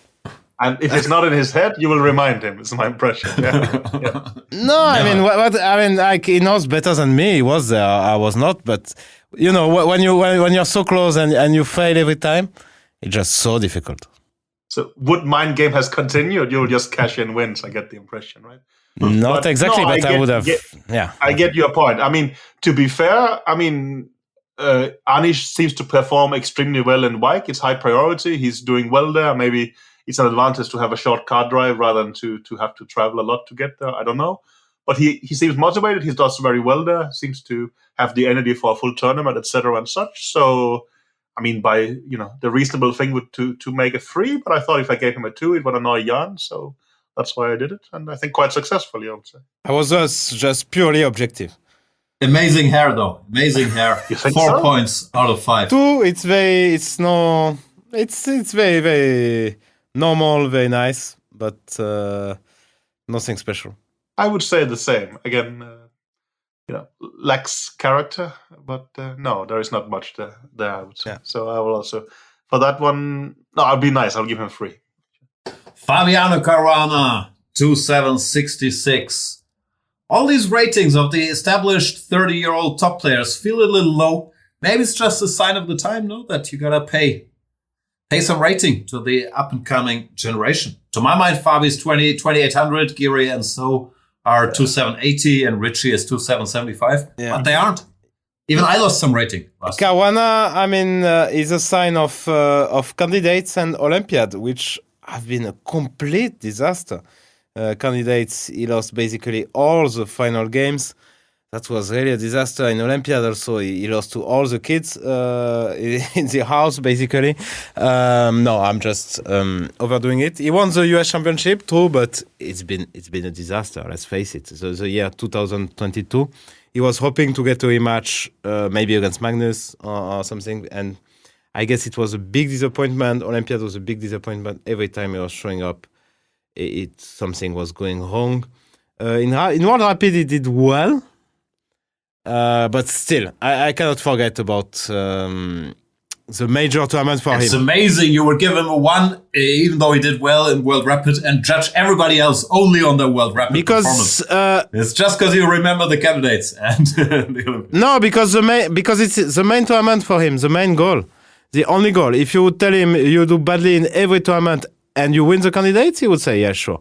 Yeah, most people would. It's pretty pretty good implied odds. Yeah, but most people in this tournament didn't play the But candidate. that is more to evaluate his success rate. Now we're talking about form. I mean, Form for 2022 is just terrible and it's still in his head. Mm-hmm. I gave him a 3. I would compromise with you and say that it could very much also be a 2. But I think Jan makes a good point. He just got a medal in one rapid and blitz, I forgot about the medal, but and he won the US Championship. I mean, this is still 2 rather good results. To just say his form is horrible, that's way too strong. I mean, he's maybe not the Fabi we used to be, but I think he's just 50 we're points. not talking Aronian has declined much more than Fabi, we would say, right? I mean, from the last year, no. But okay. Fabi was over 2,800. No, I mean, don't get me wrong. I'm really hoping for Aronian. So if he's still hanging in with us, I doubt he is. But I'm not trying to insult you. I'm just saying that for Fabi, there has been ups and downs. Yeah. Okay. Still, I thought 3 on recent results was reasonable, of course. Candidates was a disaster, but the way it ended, he also showed his class by starting with 5 out of 7. You are trying to hint that form is recent results, right? No, I would, if I would remember the World Rapid, I would give him a 2.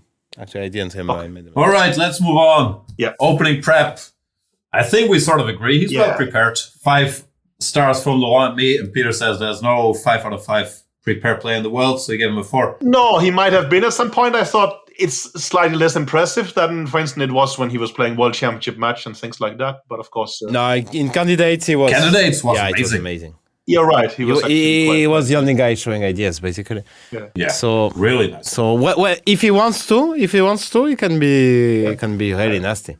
Oh, he's. I guess it's a question of priorities, but he clearly knows how to work. He has the team, the structure, the resources. He's impressive, no doubt. Chances to win. I don't know. Spoiler alert, we're in the 3 highest rated players here. After Fabi, there is Ding and Magnus coming up.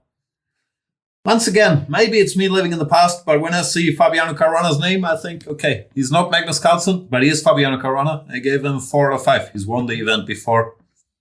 I always believe it. If it starts going well, he can win a lot of games. He's ready to take a lot of risk. He has his prep. Always forced to econ. And after Magnus, of course, it's hard not to see Fabi and Ding as the 2 major outsiders. I give him 3, and that means that he is the second highest likely to win the event based on my rank. So I'm just trying to make the point that I think Magnus is in sort of odds of winning the event far ahead of the others. So that, there's no one who is just in the heels of Magnus in terms of chances that I'm leaving category 4 blank. But if we talk percentages, how much would you give Caruana? 10, 15, 20? 15. Somewhere in that neighborhood. Yeah. If you give him 20, I would give him a 4. Probably it's less than 20. But 20.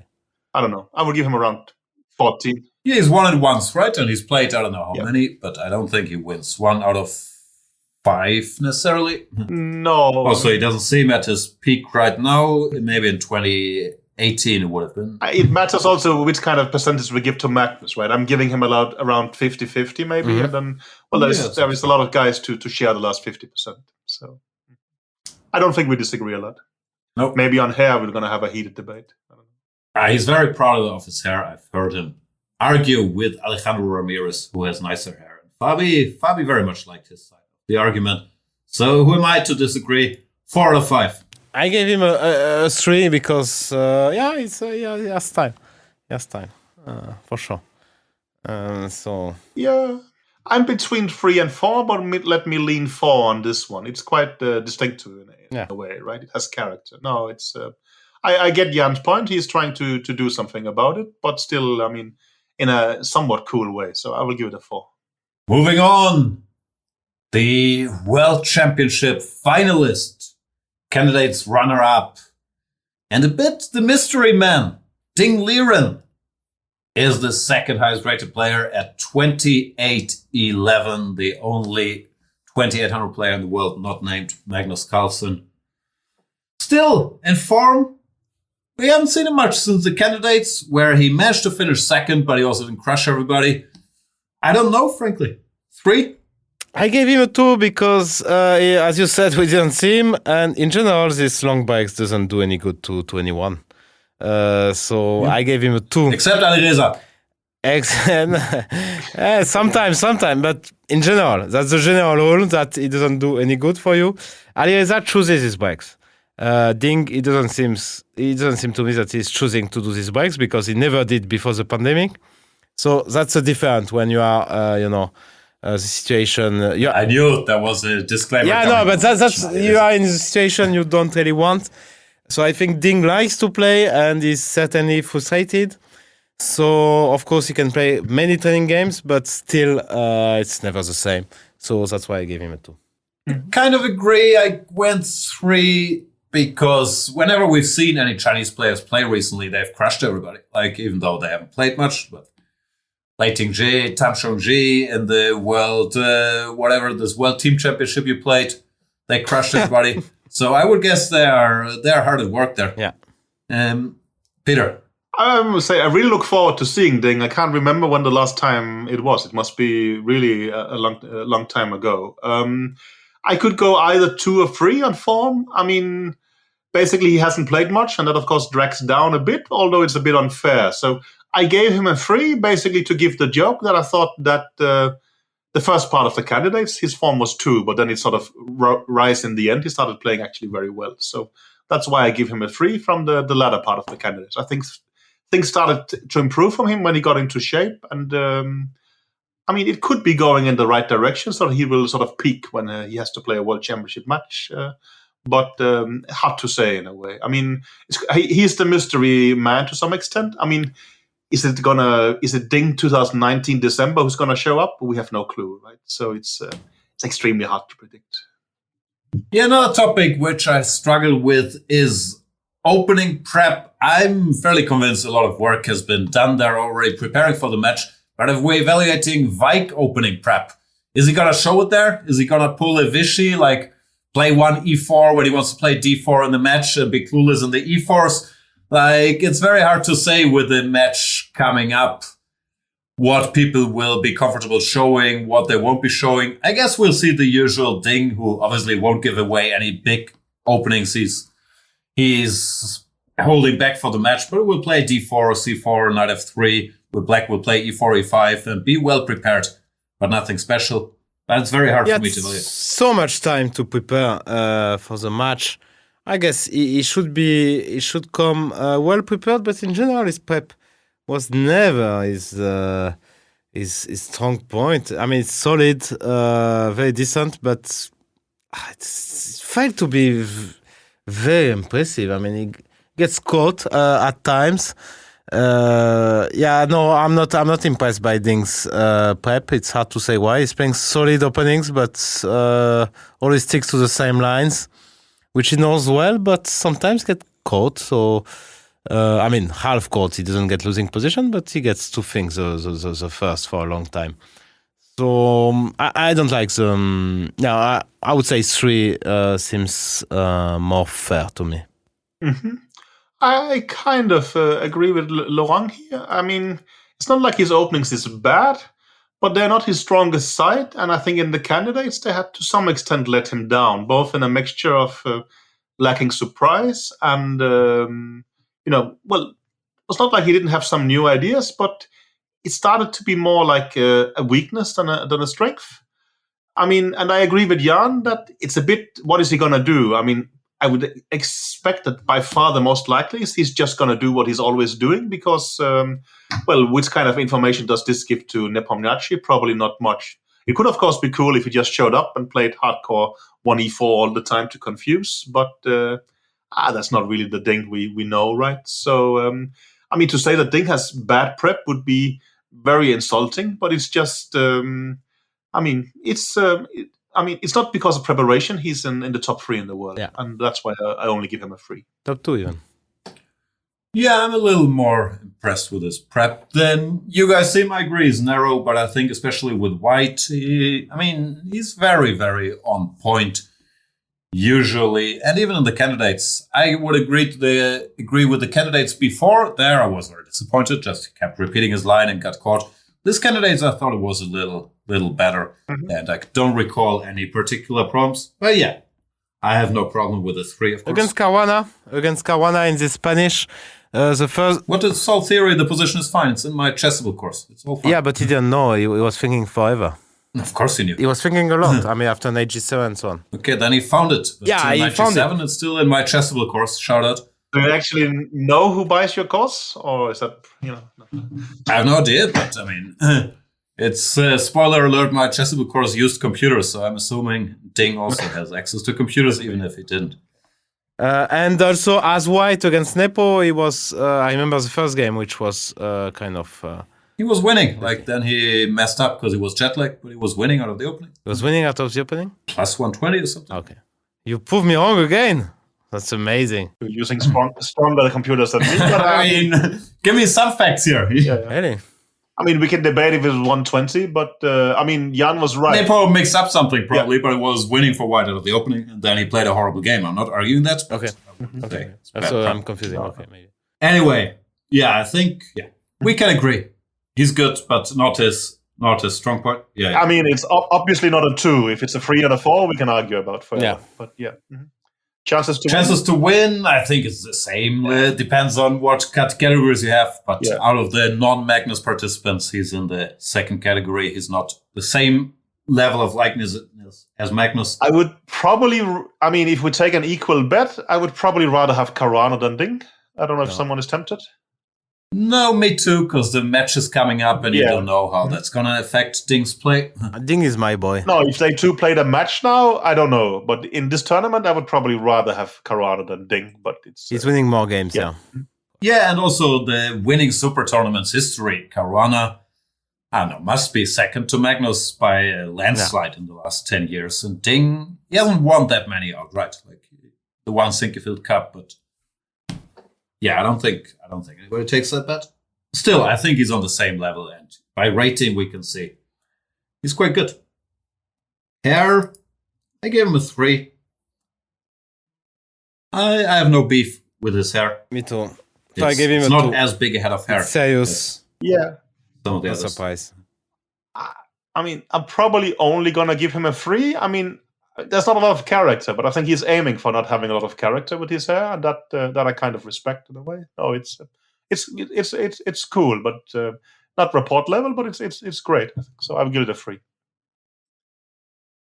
Since that brings us to the final name on the list, a certain Magnus Carlsen, weighing in at 2.859.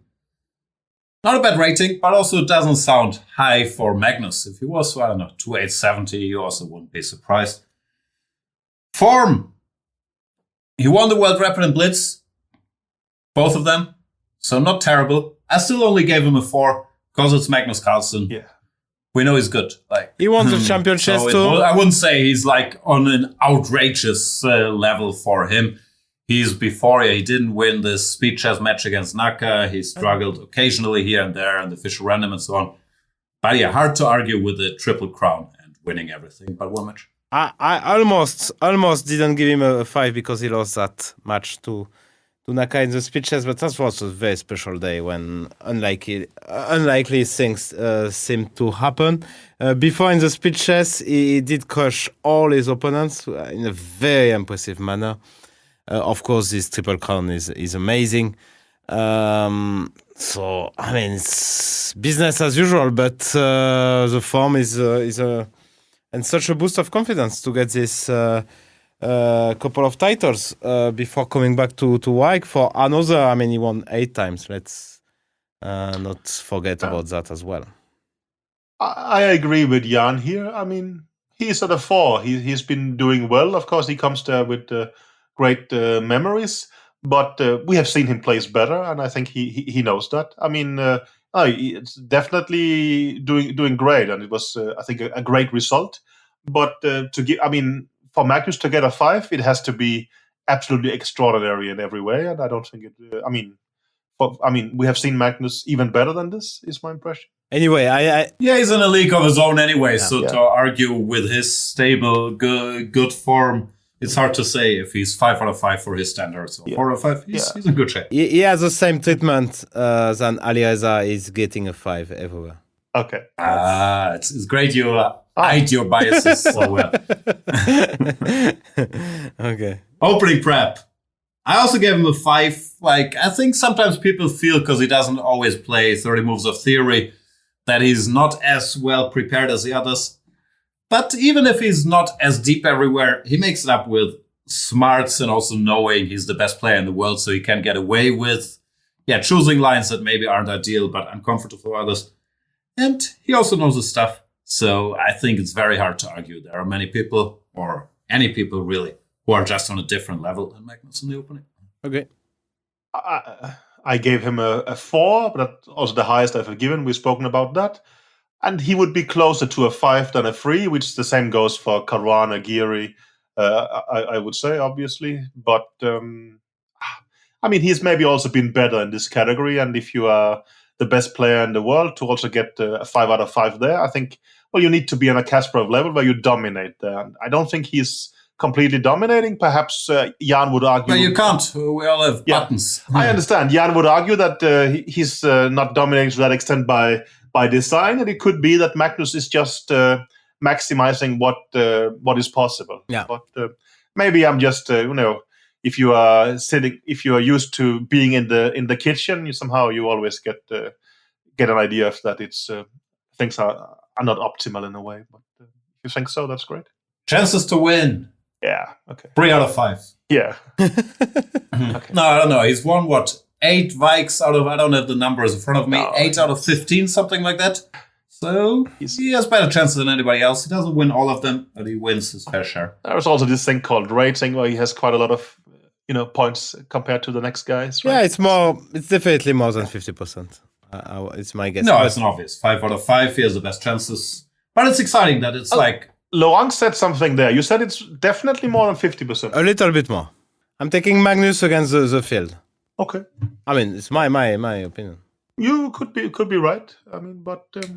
I mean, historically speaking, I thought he wins like 1 out of 2, and that's what you can expect from someone who's clearly the best because it's a big field. And yeah, you could be right. It's also, it doesn't matter to you that this year the tournament seems to be a bit stronger than usual, or you don't think it is?